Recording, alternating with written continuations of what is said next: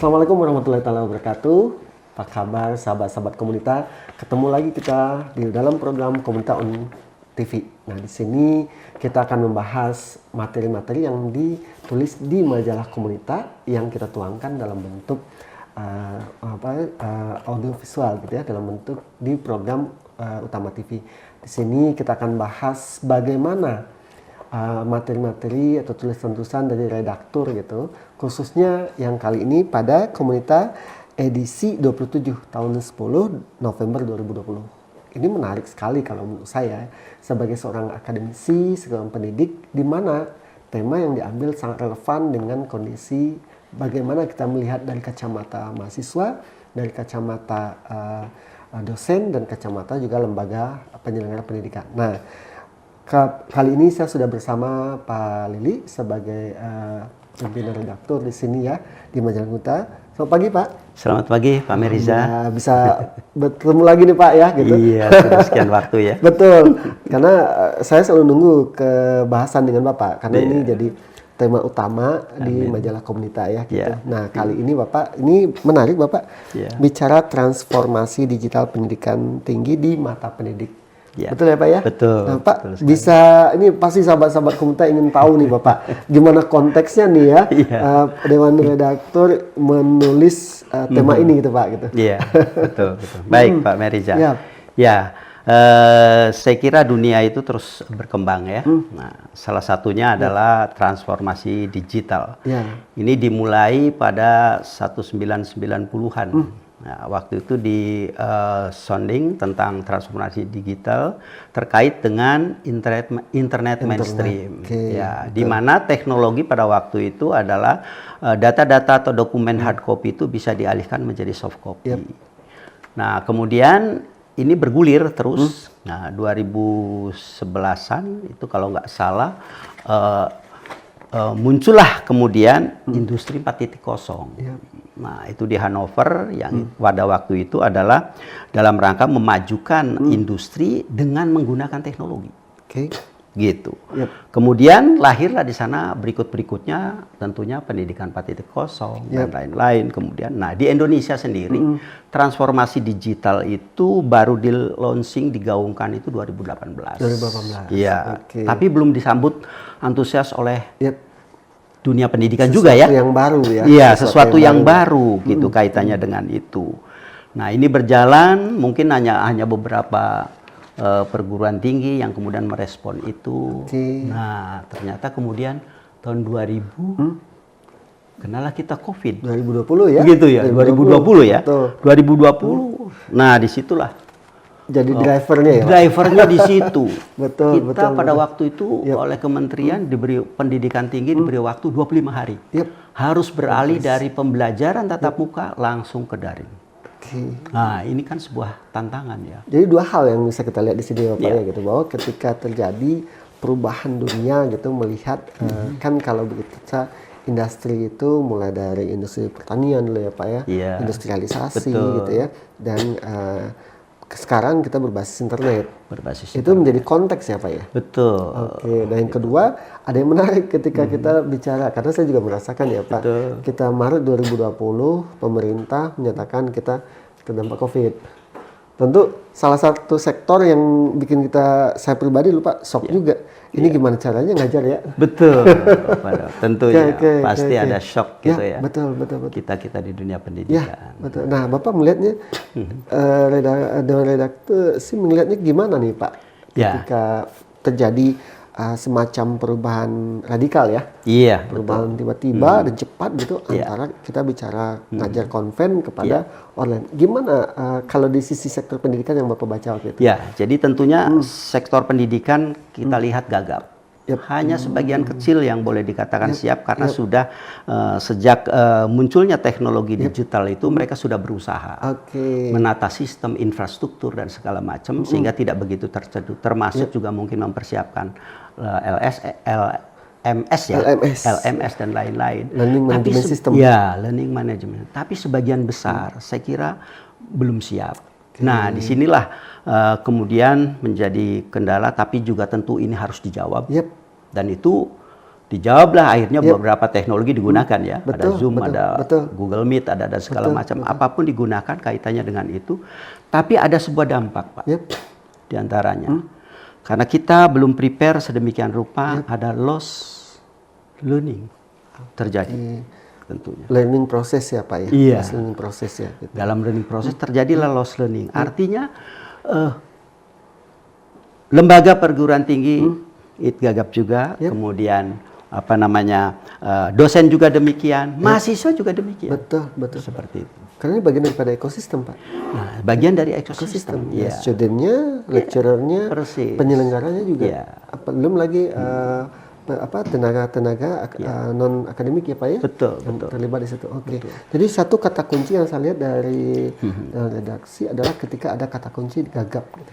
Gagap menghadapi kondisi yang tiba-tiba. Tiba-tiba. Nah, kan di situ kita dituntut oleh kementerian waktu itu ya Pak ya. Nah, kalau perguruan tinggi yang bisa adaptif, tentu dia akan bisa memanfaatkan memutar sebuah ancaman jadi peluang ya jadi Pak peluang. Ya? Betul ya Pak ya. Kalau yang tidak pasti dia butuh effort yang lebih gitu ya. Dan dia ketinggalan ya Pak. Iya, betul. Nah, ketika Bapak ngelihat tadi dari sisi pemerintah melakukan peraturan seperti itu, bagaimana pemerintah melihat kondisi ini dengan mendorong luring ya Pak daring. Betul. Ya daring ya Pak ya. Daring. Dan apa support dari pemerintah? Ya, supportnya tentunya keluar berbagai kebijakan ya dalam hal ini. Walaupun mungkin itu juga sama saja karena semua tiba-tiba ya. Tapi artinya pemerintah juga sudah menyiapkan dari sisi bantuan itu. Antara lain kalau untuk mahasiswa kaitannya diberikan pulsa, kuota pulsa dan lain-lain. Kemudian bagi dunia pendidikannya sendiri itu diberi insentif-insentif lain yang tentunya ini diharapkan bisa mendorong sehingga gap itu tidak terlalu jauh, bisa dijembatani. Jadi pemerintah juga dalam hal ini memang responsif karena ini kan hal yang baru ya, sama-sama baru memulai. Jadi, tapi itulah langkah-langkah di pemerintah. Saya pikir kita juga perlu mengapresiasi apa yang dilakukan pemerintah, walaupun dengan keterbatasan ada pada waktu itu ya, kaitannya dengan demikian. Tetapi ini kemudian kalau setelah bergulir sekian lama, ya kelihatan mulai ada perbaikan. Jadi artinya hal-hal itu kemudian menjadi sebuah tantangan dan muncul inovasi-inovasi baru. Dan kebaruan ya Pak? Ya kebaruan. Dan seperti Bapak katakan tadi, ini kan harus dilihat masalah transformasi digital dan kemudian juga didorong oleh pandemi COVID-19.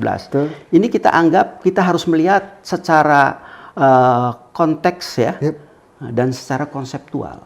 Itu harus dilihat. Jadi ini perubahan mendasar ini. Yang harus dilakukan perguruan tinggi. Nah ini menarik ya Pak, karena government sebagai regulator dan fasilitator ya, mereka udah mendukung bagaimana perguruan tinggi untuk bisa beradaptasi di dalam melakukan transformasi. Nah, paling kelihatannya kita akan bahas lagi di segmen selanjutnya, bagaimana tanggapan daripada pimpinan perguruan tinggi di beberapa kampus. Di situ dan redaksi sudah menulis dari Unpar ya Pak ya?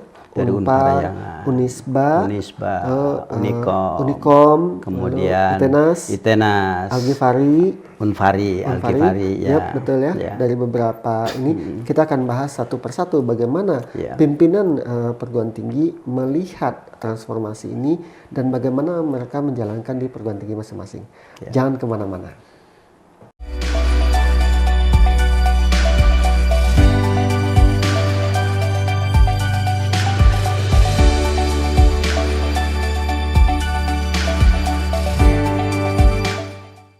Baik sahabat-sahabat Komunita, ketemu lagi kita di program Komunita on Utama TV. Nah, tadi kita udah bahas bagaimana transformasi digital di seluruh lapisan bagian daripada kehidupan manusia. Lalu di pendidikan seperti apa, dan kembali ke Indonesia terjadi perubahan signifikan dan radikal ketika tahun 2020 ketika negara kita kena dampak COVID. Nah, menarik ketika kita bahas ini dengan redaksi lebih tajam mendapatkan insight daripada pimpinan beberapa perguruan tinggi. Nah, kali ini saya akan bahas dari Bapak Mengadar Situmorang PhD ya.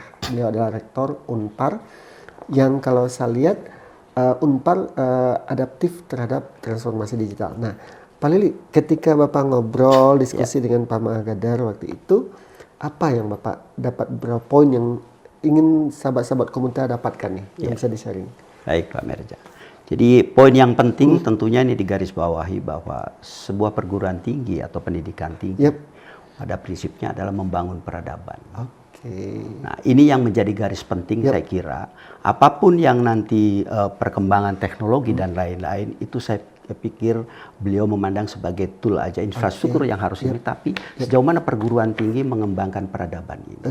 Nah, tentunya di sini ada sebuah peran-peran lain. Kalau infrastruktur adalah tentunya kebijakan lembaga, baik badan penyelenggara maupun badan pengelola harus mempersiapkan itu kaitannya. Tapi yang penting adalah dalam pembangunan peradaban ini adalah ada suatu peran penting dalam hal ini, yaitu peradabannya. Iya. Bagaimana bisa membangun ya Pak? Membangun ini. Nah tentunya. Bapak, ini menarik Bapak, karena saya pun di Widya Tama gitu ya Pak, sejak 2007 saya gabung di sini. Semakin ke sini, yang saya kunci pada akhirnya adalah bukan dari sisi knowing-nya anak-anak, tapi way of thinking Pak. Iya betul. Cara berpikir, menurut saya sangat relevan ya Pak, dengan apa yang disampaikan oleh Pak Magadar ini ya Pak ya. Gitu. Nah Bapak, ketika kondisi konteksnya adalah transformasi digital, salah satu variabel yang akan berpengaruh itu adalah dosen, lalu dilanjutkan ke mahasiswa. Betul. Karena interaksi paling tinggi di lembaga perguruan tinggi itu adalah dua ini Pak. Bagaimana Pak Magadar melihatnya Pak? Dari sisi dosen, yang dulu kita hanya mengajar gitu ya. Betul. Yang dulunya mahasiswa, yang dulu hanya belajar, mendengarkan apa yang disampaikan oleh dosennya, itu gimana Pak? Betul. Ya, beliau melihat bahwa dosen ini kan sebuah kunci yang strategis ya, dalam hal artinya mengembangkan potensi mahasiswa menjadi sesuatu yang tentunya berharga bagi yang bersangkutan. Karena itu peran dosen dengan adanya teknologi sekarang bukan sekedar hanya transfer teknologi atau transfer knowledge. Transfer knowledge itu sekarang sudah bisa diperoleh dengan teknologi itu sangat mudah. Google, search engine atau apapun itu bisa gampang diperoleh. Tapi justru yang penting adalah bagaimana pemahaman tentang konsep ini. Nah, disinilah peran dosen mengembangkan konsep, menggambarkan konseptualnya itu seperti apa, membuat framing sedemikian rupa sehingga anak didik ini jadi paham bagaimana kontekstualnya, begitu. Sehingga dengan demikian dia mendalami pengetahuan itu sedemikian rupa, termasuk dengan konteks dan kaitannya kemana, konsepnya seperti apa. Dalam hal tentunya memberikan kebermanfaatan kepada masyarakat. Memang menarik Bapak, karena bicara seperti ini saya juga merasakan di kelas ya Pak ya. Ketika anak-anak kita itu mereka dikasih RPS gitu materi, mereka disuruh mencari, kan kalau saya pribadi ngajar itu pakai metode CTL, contextual teaching learning Pak. Dimana saya akan gali dulu anak-anak pengetahuan terhadap suatu isu, mereka lupa banyak Pak pemahamannya. Cuma memang lemahnya adalah di konseptualisasi. Bagaimana melihat sesuatu itu, kalau boleh kita bicara kan deductive thinking ya Pak. Berpikir deduktif, ada konsepnya, ada konteksnya. Lalu conclusion. Ya, premis mayor, premis minor, mayor, minor dan simpulan ya Pak ya. Nah, jadi relevan ya Pak ya dengan yang disampaikan oleh Pak Magadar bahwa di sini yang menjadi penting bagi seorang dosen itulah bagaimana frame, give a meaning and conceptualizing. Sebuah frame yang harus dibangun oleh peran seorang dosen saat ini. Betul ya Pak ya? Betul Pak. Itu yang harus dikembangkan. Jadi mahasiswa tidak kehilangan. Betul. Karena pada akhirnya kan inti dari apa yang dipelajari di kelas gitu ya Pak, akan mempengaruhi cara berpikir dia. Yang pada akhirnya peradaban. I see. Menarik sahabat-sahabat komunitas, bagaimana dari sisi peran dosen melihat peran dia mengajar yang harus berubah gitu ya, harus berubah, give a meaning and conceptualism. Nah, dari sisi student, mahasiswa gimana Pak Magadar melihatnya Pak? Memang mahasiswa juga tentunya ada hal yang gagap pada awalnya, karena dia didorong untuk menggali sendiri. Ya. Walaupun diberi arahan tentunya oleh dosennya. Anda mencari informasi, pengetahuan di sini. Dia menggali. Tapi tentunya kemudian dia membaca. Tapi tadi butuh framing. Mungkin saja dia menyerap informasi tapi tidak tahu. Seberapa luas, bagaimana keterkaitannya dan lain. Disinilah peran dosen untuk memberi framing dan konseptualnya seperti apa. Sehingga mahasiswa betul-betul paham apa yang dia gali. Gitu. Dan karena memang sih Bapak, mereka tuh bisa seolah jadi, terkesan berpikir liar jadinya. Iya, karena gitu Pak. Dia tahu konsepnya, jadi apa yang dia lihat, dia dengar, dia rasakan, langsung dibikin sebuah simpulan. Sebuah simpulan. Betul. Bisa jadi ada sebuah nilai-nilai yang kemudian dia belum paham. Bahkan negatif, Pak. Bahkan negatif. Nah, jadi peradaban jadi. Nah, jadi inilah peran saya kira dosen untuk lebih menginginkan. Ini menarik satu lagi nih Pak, di Dewan Redaksi menulis bagaimana platform yang digunakan di Parahyangan sendiri. Beliau menceritakan tentang ideal ya Pak. Iya, betul. Interaktif digital environment learning ya. Itu bagaimana tuh Pak? Saya kira itu memang tool yang dikembangkan sudah cukup lama oleh Pak Unpar atau Pak Mangadar dalam hal ini. Waktu itu diterapkan di Fakultas Teknik, kemudian berjalannya waktu disempurnakan lagi, akhirnya diterapkan seluruh universitas.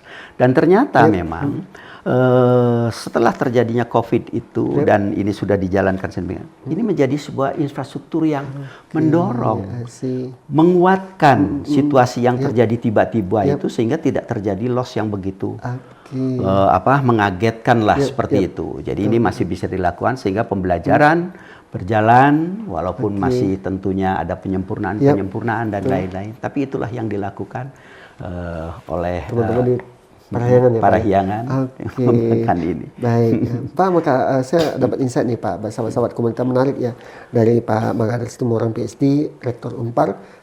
Ada konsep dasar gitu ya, bahwa sejatinya perguruan tinggi bagian daripada kebudayaan dan peradaban.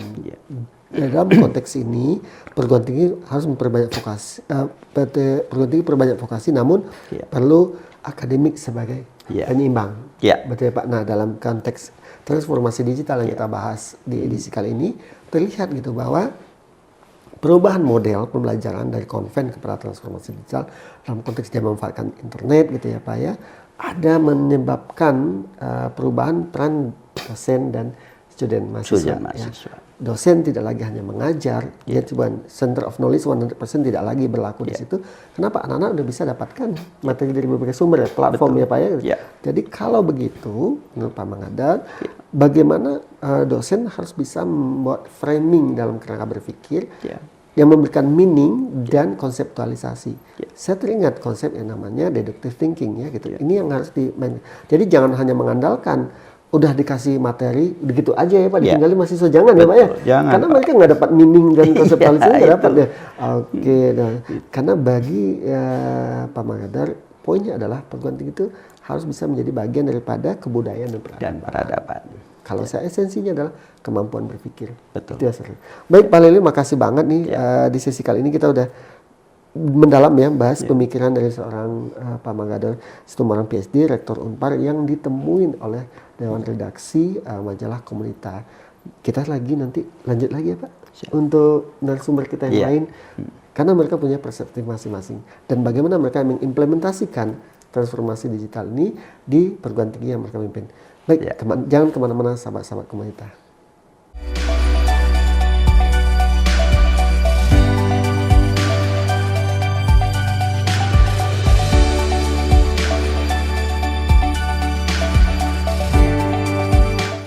Baik, sahabat-sahabat Komunita, ketemu lagi kita di segmen Komunita on Utama TV. Kali ini saya akan membahas bagaimana pandangan dari Pak Rektor Universitas Islam Bandung ya, Prof. Dr. Haji Edi Setiadi SH.MH. Nah, tentu setiap pimpinan perguruan tinggi memiliki perspektif sendiri tentang transformasi digital dan bagaimana mereka melihat itu substansinya kemana serta bagaimana mereka menerapkan di lembaga yang mereka pimpin. Nah, Pak Lilik sudah berdiskusi sama beliau dalam hal konten daripada materi majalah ini dan saya ingin menggali itu supaya ini bisa jadi oleh-oleh juga buat kita ya sahabat-sahabat komunitas Karena dengan perspektif dari Pak Rektor Unisba akan banyak hal lagi yang bisa kita improve buat diri dan lembaga yang dimana kita berada. Nah, paling menarik Pak Lili ketika bicara tentang transformasi digital, dan di sini judulnya penguatan sumber daya, bangun insan cerdas kompetitif. Itu bagaimana perspektif dari Pak Prof Edi waktu itu? Ya, tentunya dengan transformasi digital itu beliau melihat bahwa ini sebagai sebuah peluang ya, dalam rangka membangun, menguatkan sumber daya manusia sedemikian rupa sehingga SDM yang dikembangkan di sana menjadi lebih kompetitif. Nah, itu yang didorong. Nah, tentunya dalam hal itu banyak hal yang dilakukan oleh ini, gitu kan? Salah satunya adalah inovasi-inovasi itu yang harus didorong di internal Unisba sedemikian rupa, gitu, sehingga diharapkan upaya tadi dalam rangka membangun sumber daya manusia yang kompetitif itu. Cerdas dan kompetitif ya, gitu. Nah, menarik Pak, ketika bicara tentang transformasi digital, cara pandang Prof Edi sama dengan beberapa pimpinan perguruan tinggi yang lain ya, gitu. Nah, bahwa bagaimana di satu sisi transformasi digital ini adalah peluang dan harus dimanfaatkan. Betul. Tapi ada dari tulisan beliau Pak yang menarik ya Pak ya. Ada perubahan signifikan gitu antara pola pengajaran oleh seorang dosen ya sebelum mengoptimasi digital dengan setelah. Betul nggak Pak? Itu yang beliau soroti banget. Betul, itu disoroti. Karena pasti artinya bagi sumber daya manusianya atau dosennya tentu ini kan sebuah tantangan. Betul. Ada sesuatu yang harus kemudian dirubah dari pola pendekatan tatap muka yang seperti biasa, kemudian sekarang dengan menggunakan teknologi. Nah, kalau dalam kaitannya ini tentunya maka diperlukan inovasi-inovasi sedemikian rupa, baik tentang pola pembelajaran, metode pembelajaran, ataupun mendorong sumber belajar sedemikian rupa, termasuk juga bagaimana membangun karakter, Pak. Ketika tatap muka kita bisa mengawasi langsung peserta didik kita, kita bisa mengarahkan, bisa kemudian mencermati. Tapi dengan digital agak sulit juga. Karena nggak ada interaksi. Nggak ada interaksi yang bisa kita lihat. Semuanya bisa tersembunyi sebagian ya, gitu kan? Dan itu terasa Bapak ketika saya ngajar Pak ya. Saya waktu mahasiswa saya tertarik banget ketika udah ada kelas misalnya dengan profesor saya masuk kelas dan saya nunggu beliau gitu. Dan setiap apa yang beliau sampaikan tuh saya catat. Setiap beliau kasih kesempatan saya tanya.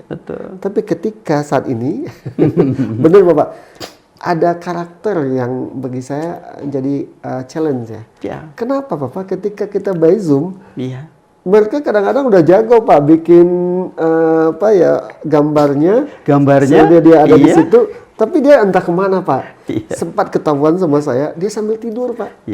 Mungkin lupa nutup kameranya tidur Pak. Dan dalam keadaan baru bangun. Ada juga yang baru bangun tidur dan ini kan karakter Pak. Betul. Nah inilah Pak, artinya ketika memanfaatkan teknologi kita harus informasi bahwa dalam proses pendidikan tetap harus menjaga sebuah etika. Artinya apa? Ketika tatap langsung jelas kelihatan. Ketika menggunakan teknologi maka etika apa yang harus dikembangkan? Tentunya kita harus tampil mukanya, seperti itu ya. Walaupun mungkin nulis sudah bisa direkam, begitu ya. Tapi itulah etika ya. Kita harus menghadapi dosen dengan hadir di situ secara fisik. Bukan fotonya, apalagi kemudian hanya namanya. Kemudian dianya kemana? Nah, ini yang peran dosen harus mendorong mereka. Ini titik sentral dari Prof Edi. Betul. Dibangunlah ini. Gitu. Kalau dosen bisa membangun ini, kemudian mahasiswa juga terbangun. Oh iya, saya punya rasa tanggung jawab ini untuk hadir di kuliah ini. Begitu kan? Artinya di sini sahabat-sahabat menarik gitu, Prof Edi menyoroti. Kita sebagai dosen, dosen diharapkan punya inovasi, ide-ide kreatif dalam hal membangun karakter mereka. Nah, kalau saya Pak, alhamdulillah, saya kerasa baru ketemu nih Pak polanya. Kalau saya Pak, selama 1 semester untuk beberapa mata kuliah Pak, saya ngambil Pak, dan setiap hari mereka saya kasih materi via WA grup Pak. Pagi-pagi saya kirim gitu ya Pak. Dan saya baru sadar apa yang disampaikan Prof Edi, betul ya. Dan alhamdulillah saya punya uji beda Pak. Antara kelas yang saya tidak kirim setiap hari materi dengan kelas yang saya kirim materi tiap pagi Pak, itu berbeda. Kalau yang betul Pak, setiap yang saya kirim tiap hari mereka ngasih respon, mereka kasih komen. Ada rasa bagaimana mereka menghargai dosen gitu. Tapi kalau yang saya tidak kirim tiap pagi, yang notabene saya ketemu sekali seminggu itu berbeda. Ini mungkin esensinya Pak. Kalau begitu sahabat-sahabat menarik ketika dosen dituntut melakukan inovasi. Karena apa? Interaksi paling tinggi itu adalah antara kita dengan mereka. Kalau kita tidak bisa membangun ini, nah Bapak, kuncinya kan tadi teknologi ya Pak. Kalau di Unisba sendiri yang Bapak dapatkan, mereka bagaimana mengimplementasikan transformasi ini di sana? Dari sisi teknologi mereka sudah mengembangkan namanya e-kuliah kaitannya dengan itu. Ini sebagai tool atau infrastruktur LMS untuk mendukung LMS pembelajaran yang sedemikian rupa. Gitu. Tapi tentu ini hanya sebagai tool saja yang memang harus disempurnakan juga sesuai dengan perkembangan dan dinamika.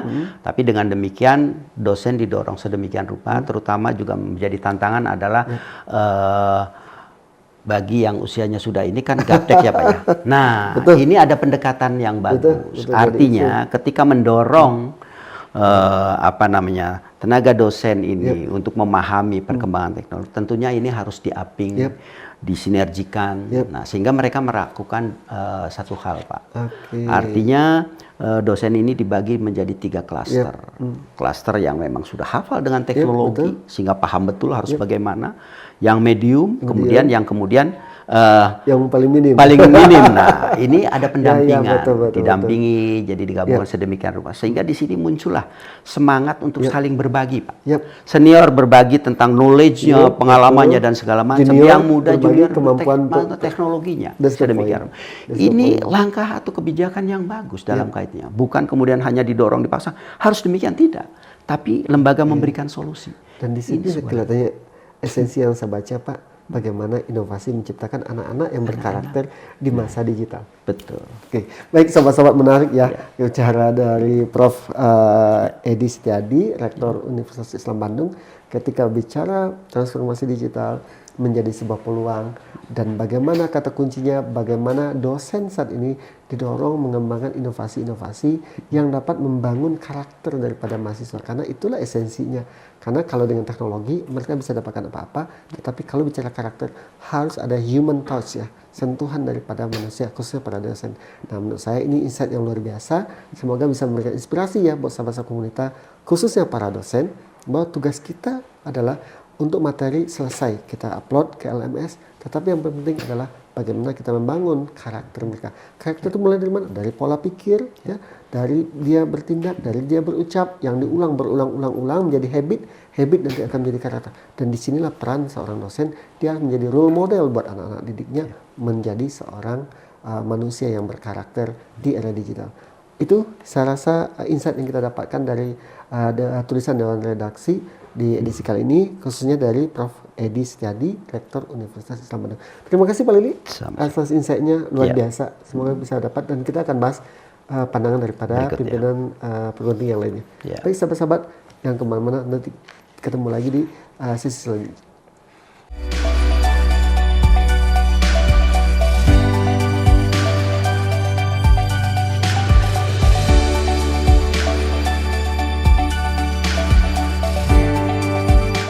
Baik sahabat-sahabat komunitas, ketemu lagi kita di program Komunitas on Utama TV. Nah, kita akan gali terus ya. Saya jadi penasaran Pak Lili. Dewan Redaksi mau luar biasa gitu. Ngebahasnya bagaimana transformasi digital di dunia pendidikan. Dan perspektif dari masing-masing pimpinan ya, lembaga pendidikan itu perguruan tinggi. Nah, kali ini kita lanjut nih Pak ya. Kita bicara dari sisi pimpinan perguruan tinggi. Unikom. Ya. Jadi di sini Prof. Dr. Edi Suryanto Sugoto MTI gitu ya. Beliau selaku pimpinan di Unikom memiliki perspektif sendiri tentang transformasi digital dan konteks yang beliau bangun dan bagaimana implementasi di Unikom sendiri. Nah, apa yang paling waktu itu yang dapat di-highlight nih Pak dari Prof. Edi ya? di Unicom tentang transformasi digital. Karena kalau boleh dibilang mereka punya karakter sendiri, Pak. Betul. Sebagai awal mereka basisnya adalah komputer, betul. ICT bagi dia udah sesuatu yang makanan sehari ya Pak ya gitu. Nah, bagaimana Bapak melihat pandangan dari Prof. Edi tentang transformasi digital di perguruan tinggi ini, Pak? Nah, jadi kalau saya melihat dari bincang-bincang dengan beliau, tentunya bahwa karena basisnya adalah lembaga pendidikan ini masalah komputer, ICT, jadi dari awal ICT dari awal itu tentunya mereka sudah mempersiapkan infrastruktur sedemikian rupa, termasuk juga dalam kaitan infrastruktur tentunya juga SDM-nya juga supaya paham tentang itu sudah dipersiapkan. Nah, hal ini kemudian dikuatkan dengan budayanya yang disebut budaya PIKI. Ini dalam rangka menguatkan sehingga agar sumber daya manusia yang ada di sana terus mengembangkan itu sedemikian rupa. Karena itu ketika dia menghadapi tantangan transformasi teknologi dan kemudian dipicu oleh pandemi COVID-19, beliau melihat dari sisi kelembagaan. Bagi beliau melihat bahwa yang penting bagaimana lembaga ini mempunyai pemikiran ingin memajukan perguruan tinggi. Memajukan perguruan tinggi itu atau memajukan pendidikan tinggi itu tentunya memajukan apa yang ada di dalamnya di sana. Bukan hanya masalah kemudian konteks dan kurikulum pembelajaran, tapi juga sumber daya manusianya dan kemudian dan lain-lainnya kaitannya dengan itu. Nah, kenapa ini penting? Karena bagi beliau tentunya peran pendidikan itu kan sangat penting untuk membangun sumber daya manusia. Nah, di situ juga ada peran lain dalam kaitannya ini, yaitu masalah leadership. Lembaganya sendiri punya konsepsi ke sana, tapi kalau leadershipnya juga kemudian kuat, ini akan mendorong bahwa proses kemajuan itu akan menjadi lebih terarah. Betul, karena kan kalau kita sampaikan tadi, bicara Unicom, Universitas Komputer Indonesia, mereka udah kuatnya di sana ya Pak? Dari awal ya? Dari awal. Nah, ada yang menarik Pak ketika bicara tentang bagaimana transformasi digital ini dari sisi infrastruktur sudah aman. Ya, Pak. Tapi ada isu bahwa berdasarkan opini beliau, hanya 5% yang siap adaptasi.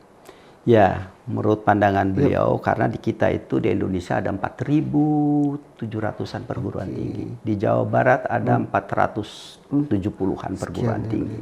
Nah, ketika COVID melanda kita dan kemudian kebijakan pemerintah menerapkan harus daring, beliau melihat bahwa hanya sedikit, mungkin sekitar 5% yang bisa mengadaptasi perubahan itu yang bergerak secara tiba-tiba.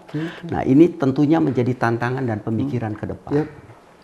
Walaupun pemerintah dalam hal itu kemudian mengeluarkan sebuah kebijakan, mendukung, membantu, memfasilitasi sedemikian rupa, sehingga bagi teman-teman yang kemudian kondisinya tidak bisa merespon cepat itu bisa terbantu. Gitu. Dan alhamdulillah kelihatannya berjalannya waktu pandemi ini kemudian ada kelihatan ya perubahan gitu sedemikian rupa gitu. Yang saya melihat menarik Pak, kalau kata di sini Dewan Redaksi nulis kuncinya kemauan memajukan perguruan tinggi dan leadership. Nah, kalau perspektifnya kita ambil ke perspektif dosen, memang kerasa sih Pak. Ya, kemauan daripada dosen tersebut untuk memberikan yang terbaik kepada anak didiknya dan memanfaatkan teknologi informasi digital ini. Kalau tidak ada kemauan, maaf ya Pak, ketika hanya memanfaatkan teknologi, kadang-kadang teknologi seperti kita bahas ini seperti pisau bermata dua. Betul. Kita hanya kasih saja, tapi kita nggak ada kemauan untuk memberikan pemahaman yang baik kepada mahasiswa. Nggak optimal gitu. Nggak optimal. Nggak optimal. Seperti itu yang dibangun sama Pak Edi, Pak. Nah, itu yang dibangun Pak Edi, sedemikian rupa. Jadi jangan sampai tidak hanya pimpinan tapi dosennya juga ya? Tapi dosennya juga. Gitu. Jadi pimpinan tentunya memberi iklim nuansa sedemikian rupa sehingga dosen juga tergugah merasa memang ini adalah kewajiban kita untuk memberikan yang terbaik kepada peserta didik. Dan makanya itu jadi sebuah kebutuhan ya Pak ya? Jadi kebutuhan gitu. Karena saya lihat tadi bicara tentang PIKI ya kan hubungan lagi kalau bicara budaya tentu yang menjadi subjek utamanya kan dosen. Betul. Apalagi kan kita jelas lembaga perguruan tinggi ketika budaya yang akan diarahkan pasti adalah dosen. Ada PIKI ya Pak, di sini professionalism, integrity, quality, information technology, dan excellence ya Pak ya. Excellence, betul. Ini menjadi culture ya. Culture mereka. Betul. Dan dihubungkan dengan dosen sebagai bagian daripada itu. Bagian dari. I see. Bagian dan saya kira kunci ya, ujung tombak kunci, ya dalam rangka betul. menurunkan nilai-nilai yang apa namanya yang harus diserap oleh mahasiswa atau peserta didik gitu. Jadi beliau nembaknya kemauan dan leadership ya. Dan leadership. Dan saya kira leadership itu bukan hanya leadership dari aspek kelembagaan. Dosen juga harus mempunyai keleadershipan atau kepemimpinan dalam hal mengarahkan mahasiswa.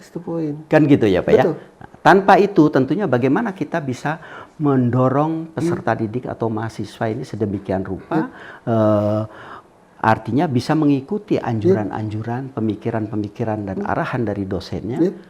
Kalau dia mempunyai aspek kepemimpinan. Ya, betul. Karena gini Bapak, kalau kita esensinya leadership, kemampuan seseorang untuk mempengaruhi orang lain. Iya, salah satunya. Untuk bisa mencapai tujuan ya Pak ya. Iya, jadi sama-sama ini menarik ya. Kalau saya lihat perspektifnya Pak Edi dari sisi kelembagaan dan juga ekosistem, subsistem dalam ekosistem beliau. Yang sangat-sangat berhubungan adalah dosen. Ya, dosen di situ dibangun yang namanya kemauan dan leadership mereka. Yang dikunci dalam bentuk sebuah budaya organisasi ini akan bisa, beliau meyakini akan bisa menghadapi apa ya, menghadapi transformasi digital ini. Karena saya duga nih ya Pak, perspektif beliau ini berbasis kepada basic beliau ICT universitas basisnya di perguruan tinggi. Jadi bukan isu lagi buat beliau. Bicara aplikasi mah udah biasa ya Pak gitu. Betul. Bicara tentang tool-tool, fasilitas udah disiapin. Beliau nyoroti sisi human. Betul Pak, poinnya ke sana? Iya. Oke, baik Pak Lili. Menarik Pak Lili dari Prof. Edi. Bagaimana perspektif beliau tentang transformasi digital, lalu apa yang harus disiapkan, apa yang dilakukan Unicom, terasa sekali. Memiliki karakter khusus ya Pak ya. Gitu. Jadi sahabat-sahabat semoga itu bisa jadi insight buat sahabat-sahabat sekalian bahwa bagaimana transformasi digital dalam kacamata Prof. Edi, Rektor Unicom, dan beliau menyoroti bagaimana penguatan kepada dosennya berbasis kepada kemauan dan leadership yang dikunci dalam budaya. Beliau yakin ketika ini dilakukan maka apa yang sudah beliau siapkan selama ini karena memang basisnya ICT akan bisa lebih memberikan value yang lebih tinggi. Apalagi menyikapi transformasi digital. Terima kasih Pak Lili. Ini luar biasa Dewan Redaksi memberikan insight tentang implementasi transformasi digital di Universitas Komputer Indonesia. Baik sahabat-sahabat, jangan kemana-mana. Kita akan gali lagi narasumber yang lain yang diwawancara oleh Dewan Redaksi sehubungan dengan transformasi digital. Bagaimana mereka menerapkan transformasi digital di perguruan tinggi mereka masing-masing. Jangan kemana-mana sahabat-sahabat.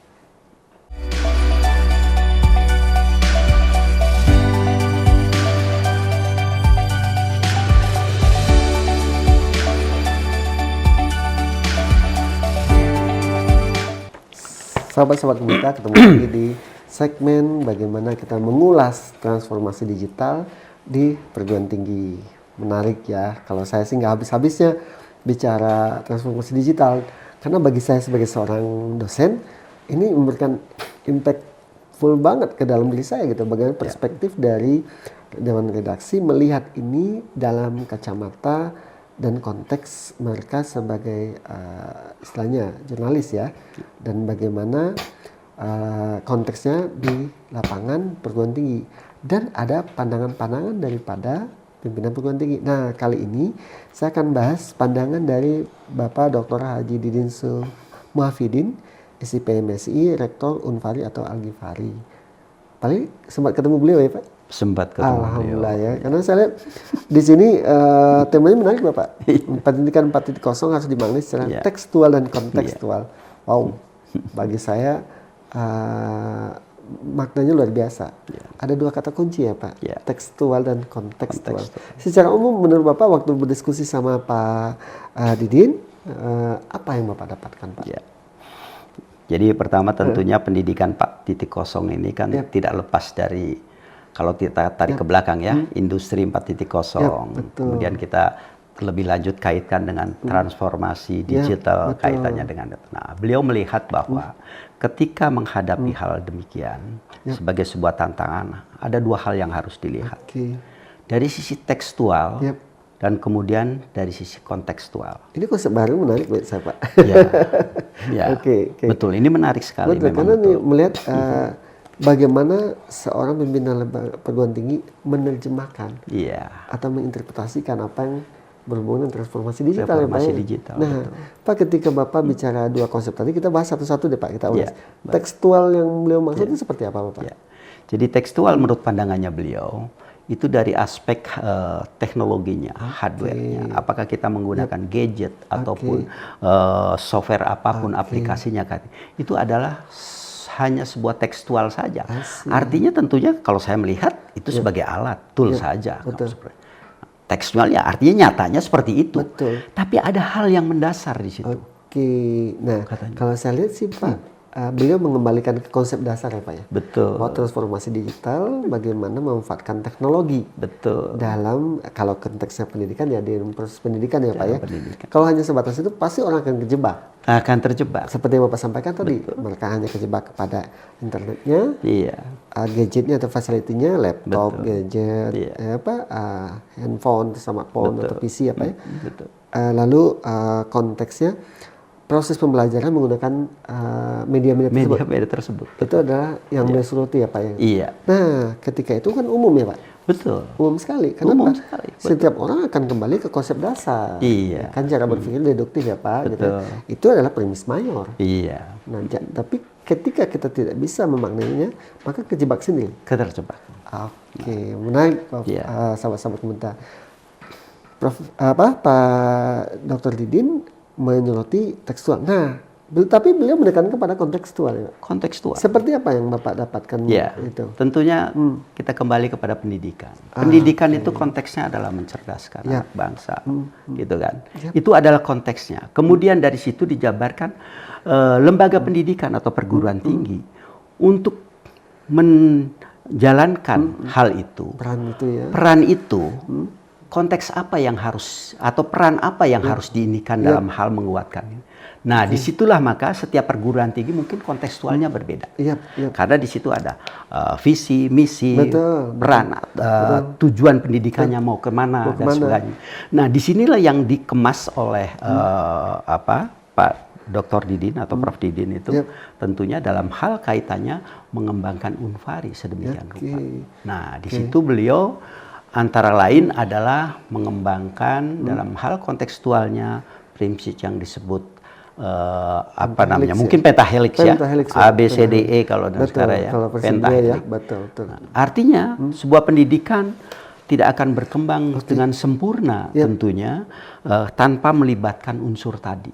Artinya Pak Didi melihat bagaimana mendorong proses belajar mengajar di masa transformasi digital ini melibatkan stakeholder ya, Pak? Stakeholder. Pertama akademisi. Akademisi jelas. Saya melihat harus kolaborasi dengan kampus-kampus lain gitu ya. Kampus-kampus lain itu perlu. Karena tentunya juga penguatan akademisi ini tanpa kemudian bersinergi atau bermitra dengan kampus-kampus lain dan juga tentunya bukan hanya kampus ya, stakeholder yang lain. Bagaimana pengembangan kompetensi ini begitu kuat? Anak-anak didik ya, Pak ya. Didik. Jadi mereka jangan ya kalau kita ambil di MBKM sekarang kan kita bisa anak-anak didik belajar di kampus lain ya, Pak ya. Itu menjadi. Nah, kedua birokrat yang saya lihat di sini ya, Pak ya. Birokrat. Bagaimana beliau melihat peran daripada birokrat atau ini pemerintah ya, Pak ya, dalam pengembangan pendidikan anak atau mahasiswa saat ini? Saya kira birokrasi itu dari sisi peran dan tugasnya itu kan membuat aturan, salah satunya seperti itu, regulasi, kebijakan dan lain-lain. Tapi juga tentunya mungkin dukungan dalam pengertian mungkin ada kebijakan dalam hal penganggaran untuk mendorong perguruan tinggi khususnya perguruan tinggi swasta supaya maju. Nah, beliau melihat dari sisi ini tentunya ini harus dioptimalkan. kolaborasi, berhubungan, bersinergi, karena ini kan memberi penguatan pada peningkatan kualitas pendidikan tinggi. Artinya kita tidak bisa lepas dari pemerintah. Tidak bisa lepas. Nah selanjutnya di sini community Pak, komunitas. Ya, komunitas, betul. Ya, saya kira komunitas dalam hal ini kita lihat beragam komunitas, apalagi dikaitkan dengan pendidikan kita beragam, di situ ada macam-macam bidang studi dan segala macam.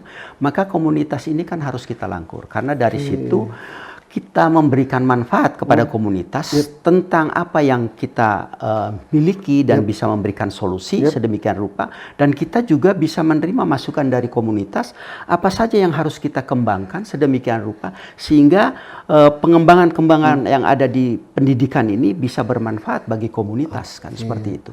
Nah, ini yang harus terus kolaborasi ini harus dikembangkan. Sehingga ada proses learning buat mahasiswa di situ ya Pak? Betul. Ya, kayak kalau bisnis misalnya Kadin gitu ya Pak ya, Tehimi, ketika dia berinteraksi di dalam pengembangan mahasiswa itu kan terjadi banyak transfer of knowledge, transfer of experience bagi mahasiswa. Nah, terakhir media Pak, media. Ya.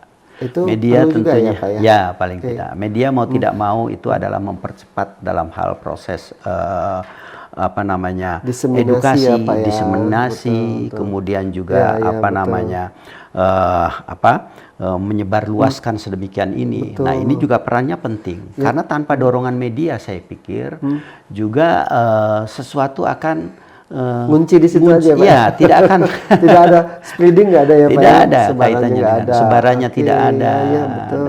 Nah, ini makanya tentunya teman-teman media dalam hal ini termasuk ya kita di Utama TV ini sedemikian rupa dan komunitas itu sendiri bisa memberikan informasi ya Pak ya. Sharing informasi. Nah, tentunya kita harus memberikan muatan-muatan yang bersifat edukatif, informatif betul. Dan kemudian mendorong motivasi untuk semakin berkembang kaitannya seperti itu.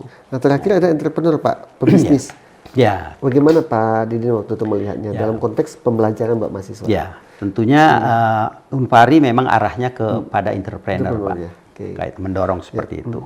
Maka hubungan dengan pebisnis bagi Unpari sebuah kebutuhan kaitannya dengan itu. Maka hubungan dengan mereka dengan entrepreneur ini terus dikembangkan, dirawat sedemikian rupa. Dan kemudian peserta didik juga didorong terjun ke sana, kemudian diundang juga tentunya mereka sebagai dosen tamu dan lain-lain. Ya, sebagai dosen tamu dan lain-lain. Baik. Menarik Pak Lely, insight dari Pak Dr. Didin Muhafidin ya, bagaimana Unpari dalam menyikapi transformasi digital. Ya, beliau nggak mau terjebak ya, hanya kepada tekstual bahwa itu fokus kepada pemanfaatan digitalisasi dan infrastruktur, tetapi beliau lebih menekan bagaimana mendorong dosennya untuk bisa melakukan kolaborasi dengan pentahelix model ya, academician, birokrat, community, media, sama entrepreneur, bahwa ilmu itu tidak hanya bersentra kepada dosen saja, tetapi semua pentahelix bisa dilibatkan di sana sehingga kompetensi daripada mahasiswa bisa meningkat dan sesuai dengan apa kontekstual saat ini yang ada di dunia industri ataupun di dunia kehidupan. Baik sahabat-sahabat, luar biasa, terima kasih Pak Lely. Ini insight yang diberikan oleh Pak Dr. Didin dalam komunitas edisi kali ini. Pastinya sahabat-sahabat banyak mendapatkan insight, apalagi saya yang baru ketemu langsung dengan Pak Lely ya. Saya berharap ini bisa memberikan ilmu dan pengalaman, pengetahuan kepada sahabat-sahabat untuk bisa meningkatkan bagaimana optimasi transformasi digital di dunia pendidikan. Jangan kemana-mana, kita akan ketemu lagi di segmen selanjutnya bicara dengan pimpinan perguruan tinggi yang lainnya.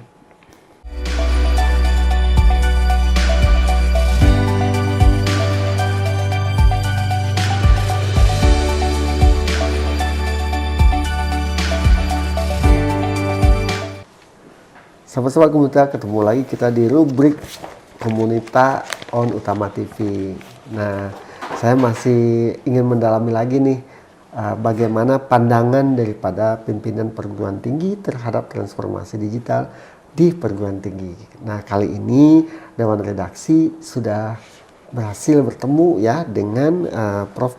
Insinyur Melinda Nurbanasari, MT PhD. Beliau adalah rektor ITENAS ya. Yang pastinya kalau bicara ITENAS bicara teknologi lagi ya. Ya, di sini bagaimana sih pandangan Ibu Rektor terhadap transformasi digital gitu ya, apa titik kunci yang harus diperhatikan dan bagaimana implementasi di ITENAS dalam konteks transformasi digital ini. Nah, Pak Lili, ketika Bapak ketemu dengan Prof. Melinda ya gitu, apa yang Bapak dapatkan, insight yang Bapak dapatkan seputar pandangan beliau terhadap transformasi digital di perguruan tinggi ini? Ya, yang pertama tentunya beliau mensikapi bahwa transformasi digital, kemudian pendidikan 4.0, beliau memandang bahwa ini sebuah tantangan yang harus disikapi secara adaptif, inovatif, dan tentunya juga harus menimbulkan produktivitas, sehingga muncul sebuah daya kompetitif atau daya saing kaitannya dengan itu. Memang tantangannya cukup banyak katanya, beliau katakan seperti itu. Nah, dalam kaitannya ini beliau menerapkan antara lain blended learning. Itu sudah menjadi pemikiran karena tidak mungkin, apalagi pada waktu itu adalah masa pandemi COVID ya. Sehingga satu-satunya jalan adalah menerapkan daring. Kemudian ke depan seperti apa? Ya, langkahnya akan diambil kemungkinan blended learning. Oke, jadi melihat kata kuncinya ketika bicara transformasi digitalnya sebuah peluang. Sebuah peluang. Untuk cuman dengan syarat. Istilahnya syarat dan ketentuan berlaku ya Pak. Iya, syarat dan ketentuan berlaku. Nah, menarik Bapak ketika ada 4 kata kunci yang saya lihat di sini ya. Bagaimana transformasi digital mendorong perguruan tinggi untuk bisa adaptif, produktif, inovatif, dan kompetitif. Nah, Pak, bisa Bapak kasih highlight nggak sih bagaimana konsep adaptif yang harus dimiliki perguruan tinggi yang pasti dengan ekosistem di dalamnya ya Pak ya, dosen, tenaga non pendidikan juga gitu. Bagaimana konsep adaptif ini menurut Prof. Melinda waktu itu? Nah, pandangan beliau tentunya bahwa adaptif ini kan menyangkut beberapa hal ya kaitannya dengan itu. Dari sisi teknologi sendiri tentunya kita harus bisa terus mempelajari ya, mempelajari dan mengembangkan teknologi sedemikian rupa. Itu dari aspek infrastrukturnya. Itu harus dikembangkan dari sisi prasarana dan lain-lain. Nah, ini tentunya dalam kaitannya itu ITENAS terus mendorong lembaga untuk mempersiapkan itu. Dan itu sudah dilakukan kaitannya dengan secara bertahap. Bahkan kemudian pada waktu itu ketika problematik pada bandwidth dan lain-lain, beliau cepat mengambil langkah di manajemen dengan diputuskan dan itu ditingkatkan sehingga pembelajaran yang kemudian dilakukan secara daring itu bisa dilakukan secara bersamaan. Kaitannya dengan itu dari sisi infrastruktur adaptifnya. Kemudian dari sisi sumber daya manusianya. Memang ITENAS ini kan dasarnya dosen-dosen berbasis teknologi ya banyaknya. Jadi mungkin tidak terlalu gagap gitu. Tapi tentunya dari sisi climate ya itu beliau kembangkan sedemikian rupa gitu sehingga karena hal ini penting karena tetap juga dengan kondisi COVID kemarin itu membuat kejutan juga, terutama beban menjadi meningkat kan seperti itu ya, beban kerja meningkat, membuat konten dan segala macam kaitannya dengan itu. Nah, inilah diberi penguatan-penguatan sedemikian rupa sehingga betul-betul adaptif. Itu dari sisi sumber daya. Kemudian termasuk juga tenaga-tenaga non edukatifnya lah kaitannya. Dari sisi kelembagaan tentunya harus selalu siap menghadapi hal ini dengan konsekuensi logis dalam aspek kebijakan maupun dari aspek kemudian finansial. Karena itu adalah konsekuensi yang harus dilihat. Betul. Itulah dari siapa. Sebuah kebutuhan sih Bapak ketika bicara sama sebuah komunitas, saya lihat bisa saya rangkum malah 3 kata kunci tadi. Adaptif, produktif, dan inovatif. Kenapa? Adaptif, bagaimana bisa cepat menyesuaikan diri dengan perubahan lingkungan, karena memanfaatkan teknologi, cara teaching metodologinya juga, bagaimana dosen-dosen juga bisa merubah hal yang lama menjadi yang baru dalam konteks pembelajaran, ini menjadi penting. Lalu yang kalah penting, bagaimana dosen juga memiliki produktivitas yang lebih baik. Ya Pak ya, saya baca di sini gitu, bahwa produktivitas meskipun kita optimasinya adalah dengan menggunakan teknologi digital, kita tetap harus produktif, menghasilkan karya-karya gitu ya, bahkan berhubungan dengan inovasi. Nah, pada akhirnya menjadi sebuah inovasi dalam teaching metodologi. Nah, saya lihat tiga kata kunci ini disampaikan oleh Prof. Melinda menjadi pembeda pembeda dengan perguruan tinggi yang lain. Nah, menarik Pak, kata kunci yang beliau angkat terakhir adalah kompetitif. Apa yang Pak Lili dapatkan ketika bicara wow, ketika udah di tantangannya luar biasa gitu ya, COVID, lalu lembaga perguruan tinggi lain juga melakukan hal yang sama, melakukan transformasi digital, tapi kata kunci beliau nutupnya dengan kompetitif. Apa yang Bapak dapatkan waktu itu? Kata kompetitif ini tentunya kan agar kita maksudnya lembaga dalam hal ini mempunyai daya saing sedemikian rupa sehingga bisa tentu bisa survive, kedua bisa berkelanjutan, sustainability, sesuai dengan perannya bahwa tentunya pendidikan harus memberikan kecerdasan sedemikian rupa. Nah, dari sisi itulah, dari sisi proses sedemikian rupa, tentunya diharapkan nanti peserta didik lulusannya itu menjadi kompetitif juga. Memiliki daya saing ya Pak? Iya, memiliki daya saing. Jadi bukan dalam aspek kompetitif kelembagaannya atau proses infrastruktur yang ada di dalamnya atau sumber daya yang ada di dalamnya saja, tetapi juga lulusannya juga didorong untuk ke sini. Itu dari sisi aspek sudut pandang kompetitif yang bisa artinya kalau kita lebih tarik lebih dalam, di sini ada Ibu Prof, Bu Rektor menyikapi juga sumber daya manusia atau dosennya juga ya Pak? Harus punya daya saing. Oke. Sama-sama menarik ya ketika Prof. Melinda, Rektor ITENAS bicara tentang transformasi digital, beliau melihatnya secara lebih kompre. Ya, diperlukan penekanan saya lihat sih lebih kepada human ya Pak ya. Dosennya dia perguruan tinggi dan dosen harus adaptif. Saya juga rasa mahasiswa juga harus adaptif ya Pak ya gitu. Yang kedua, dosennya juga kudu produktif. Meskipun penggunaan teknologi, memang seperti disampaikan tadi, teknologi bisa seperti pisau bermata dua. Kalau kita bikin produktif sekali. Tapi kalau bikin nyantai Pak, nyantai sekali lah. Kalau dikasih materi selesai Pak ya gitu, lepas gitu. Lalu inovasi, memang dibutuhkan pemikiran-pemikir dosen-dosen yang yang bisa mencapai tujuan mengajar mengajarkan mahasiswa terakhir kompetitif. Pada akhirnya lembaga, dosen, dan mahasiswa memiliki daya saing. Oke, baik sahabat-sahabat, menarik ya 4 kata kunci dari Prof. Melinda, Rektor Untinas tersebut yang ditulis oleh Dewan Redaksi, memberikan insight menurut saya buat kita sebagai dosen dan buat sahabat-sahabat juga yang mungkin sebagai pimpinan lembaga perguruan tinggi untuk bisa memaknai transformasi digital itu peluang, tapi syarat dan ketentuan berlaku. Apa itu? Adaptif, produktif, inovatif, dan juga kompetitif. Nah, semoga ini bisa Makasih Pak Lili atas insight dari Prof. Melinda ini, yang saya yakin saya pribadi dan sahabat-sahabat komunitas juga mendapatkan insight luar biasa. Ketika bicara transformasi peluang. Tapi perlu adaptif, produktif, inovatif, dan kompetitif. Itu kata kunci. Terima kasih Bapak. Baik sahabat-sahabat, itu dulu bahasan kita tentang pendapat dari Prof. Melinda, Rektor ITENAS tentang transformasi digital di dunia pendidikan. Semoga memberikan manfaat dan insight buat sahabat-sahabat yang bisa memakan buat diri dan lembaga di mana kita berada. Jangan kemana-mana, kita akan masuk seksi terakhir loh. Kita akan bahas bagaimana pandangan Dewan Redaksi tentang transformasi digital ini yang ke depan.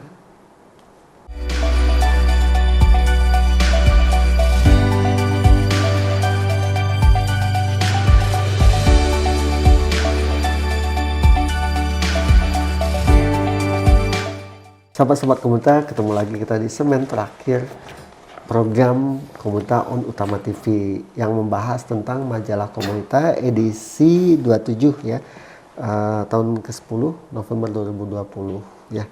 Pak Lili, kalau kita bicara tadi yang kita bahas tentang transformasi digital di perguruan tinggi, konteksnya dapat gitu ya Pak, bagaimana ini menjadi sebuah hal yang harus ya, perguruan tinggi harus.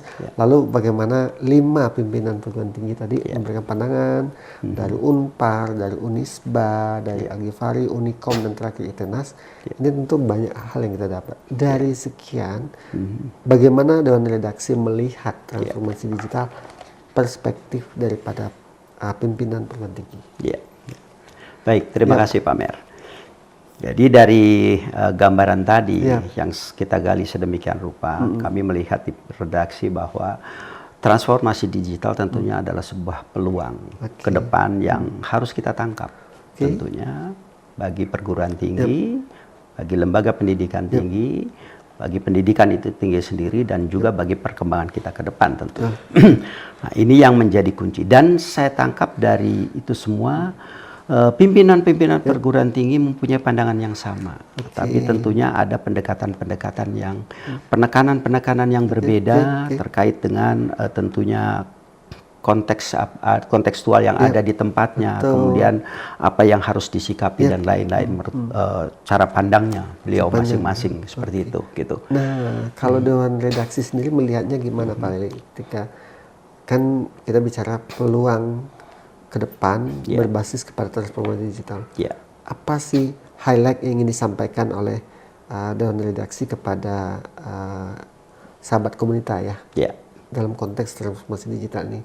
Karena kan bicara hal yang harusnya udah pasti terjadi, nggak bisa ditolak. Lalu pimpinan perguruan tinggi juga udah memberikan pandangan. Dari konteks ini apa yang bisa dilihat, poin-poin apa yang ingin disampaikan oleh Dewan Redaksi kepada sahabat komunitas? Ya, saya kira bagi sahabat-sahabat komunitas tentunya kita harus melihat bahwa transformasi digital hanya sebagai dorongan kaitannya dengan itu. Yang penting adalah bagaimana kita mensikapi peran dari sebuah pendidikan tinggi sehingga mitra-mitra atau teman-teman sahabat-sahabat komunitas tentunya harus melihat bahwa sebuah pendidikan tinggi itu tidak akan lepas sebagai memegang peran dan fungsinya, yaitu sebagai pembangun peradaban yang sedemikian rupa, yang tentunya dalam rangka membangun sebuah peradaban tentunya dibutuhkan beberapa hal yang kaitannya dengan itu. Salah satunya adalah penguatan karakter sedemikian rupa, kemudian teknologi tadi adalah hanya sebagai sebuah tool untuk mendorong hal itu. Maka kita atau teman-teman komunitas, saya harap bahwa ini menjadi dorongan kita semua, bahwa ketika kita mensikapi sebuah perubahan atau teknologi atau apapun yang sekarang didorong dengan adanya global shifting, kemudian teknologi, tren dan lain-lain, nah, ini harus kita sikapi dengan sebaik-baiknya tanpa kita terbawa sedemikian rupa, karena teknologi atau apapun itu saya pandang sebagai pisau bermata dua yang harus kita sikapi dengan bijak sedemikian rupa. Agar tentunya lembaga pendidikan bisa kita dorong sedemikian rupa menjalankan peran dan fungsinya yang mendasar. Gitu. Artinya sahabat Pak Lili, ketika bicara transformasi digital, persepsi kita terhadap transformasi digital harus benar dulu ya. Bagaimana kita pemahaman di situ tidak hanya sebagai tekstualnya saja, bahwa itu hanya internet, brainware, lalu software gitu ya, lalu hardware, bukan itu saja, tetapi lebih kepada start from the end-nya ya.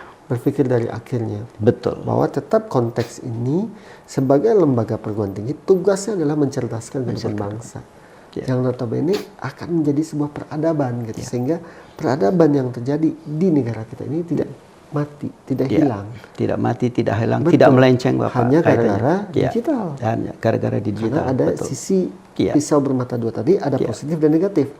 Nah, kalau begitu sahabat-sahabat, bagaimana peran daripada dosen gitu ya, tenaga non akademik gitu ya, lembaga harus benar-benar ditingkatkan, fokus kepada akhir optimasi digital.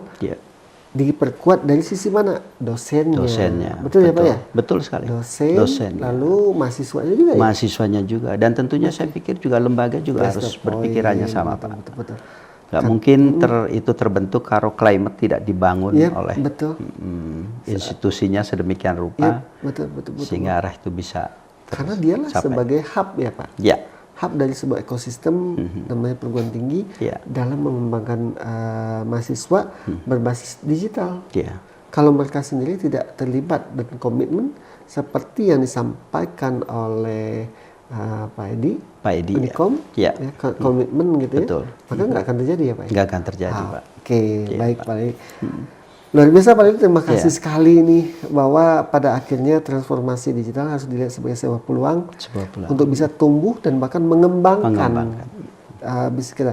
Tapi kalau tidak gagal, maka perguruan tinggi tersebut akan fail, akan gagal mencerdaskan kehidupan bangsa. Betul ya Pak ya? Nah baik Pak Lili, nggak kerasa luar biasa. Kita udah masuk ke segmen terakhir yang ketujuh.